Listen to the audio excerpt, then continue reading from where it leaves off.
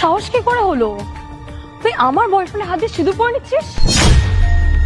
এই শোন, ও আগে তোর বয়ফ্রেন্ড ছিল, কিন্তু এখন ও আমার হাজবেন্ড। ও আমার বয়ফ্রেন্ড আর আমারই হাজবেন্ড হবে। আর কোথাকার কোন মেয়ে এসে বলছিস তোর হাজবেন্ড?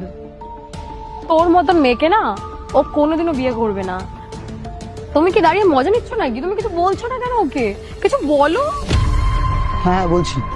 আরে এইটা কি করলেন আপনি? আপনাকে তো আমি চিনি না, হুট করে এসে গলার মধ্যে মালাটা পরিয়ে দিলেন, আবার আমার হাত দিয়ে সিঁদুর পরে নিলেন। আমার তো তোমাকে খুবই ভালো লেগেছে, আর তুমি কত হ্যান্ডসাম। আরে হাতটা ছাড়। এইরকম মেয়ের সাথে তোমাকে মানাচ্ছে না, তাই আমি ভাবলাম তোমার সাথে বিয়ে করি। তোমাকে আমার সাথে খুব ভালো লাগছে, তাই না? হাসাস না, ঠিক আছে? দুটো চড় মারবো। কোথাকার কোন বস্তির মেয়ে উঠে এসেছে কোথা থেকে আমার বয়ফ্রেন্ডকে নিজের হাজবেন্ড বানাবে বলে। এই তুমি মালাটা এখনো পরে আছো কেন? খুলে ওর মুখে ছুঁড়ে মারো। খুলো না। 1 মিনিট।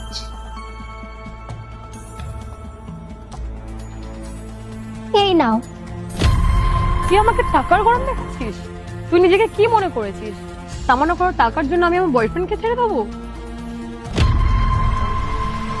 আমি ওকেই ভালোবাসি আর ওর সাথেই সারা জীবন থাকবো। এসব টাকা পয়সা দিয়ে না আমার মন গলাতে পারবি না। আচ্ছা বুঝেছি, এইটা মনে হয় কম পড়ে যাচ্ছে। 1 মিনিট।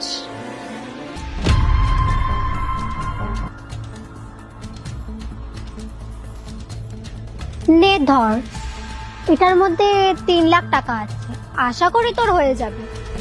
তুই কি ভেবেছিস বেশি টাকা দিলে আমার মন গলে যাবে? আমি আমার বয়ফ্রেন্ডকে ছেড়ে দেবো? আমি আমার বয়ফ্রেন্ডের সাথেই থাকবো। তুই তোর টাকা নিজের কাছে রাখ।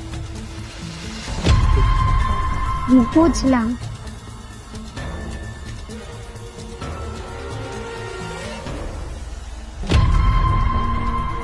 এই নে, তুই সব টাকাটাই রাখ, আর এইটাই আমার ফ্ল্যাটের কাগজ, এটাও রাখ। হ্যাঁ হ্যাঁ, তুই ওকে নিয়ে নে। এমনি তো আমি ওকে ভালোবাসি না। বলছি আকাশ, শোনো না, এটা তো সত্যি বলো, তোমার সাথে ওর তো এক্ষুনি বিয়ে হয়ে গেল। আর একটা মেয়ের স্মৃতির সিঁদুরের কতটা দাম বলো? তুমি কিন্তু এটা ভেবো না যে টাকা পয়সা আর প্রপার্টির জন্য আমি তোমাকে ছেড়ে দিচ্ছি।